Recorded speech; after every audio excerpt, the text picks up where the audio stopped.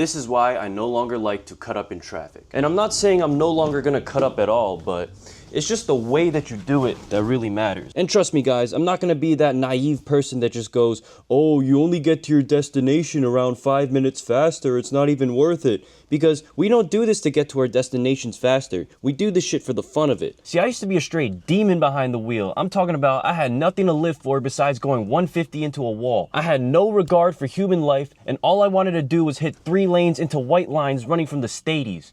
But the older I get, the more I realize that it's just not worth it. Think about if you crash, bro. People are just gonna drive by your wreck and clown your car and say things like, oh, you can't park there, buddy. Hey! Hey, you can't park there! You can't park there! And worse, if you crash into people, you're even more fucked. You don't want to be the guy that crashes into a soccer mom's minivan filled with kids.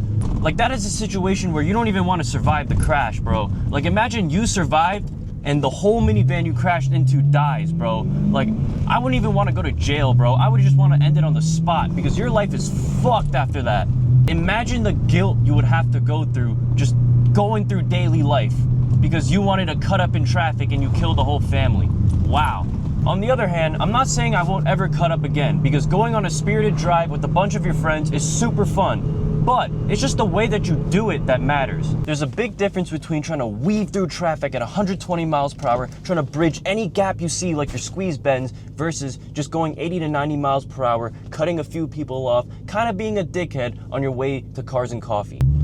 And it's the attitude that you do it with that really matters. A lot of people drive with a heavy ego. Their thought process is that I'm simply willing to risk more simply because I have a bigger dick. And I know that sounds stupid, but trust me, I used to literally think like that when I was like 17. The next time you go swimming, I want you to swim with good intentions. Swim with the intent that you're trying to have fun, but still have a regard for human life. I know at the end of the day, swimming is risky, but do it with the intent that you're trying to have fun without causing problems. Don't be the guy who's trying to have fun by causing problems. The next time you go swimming, just have this thought process.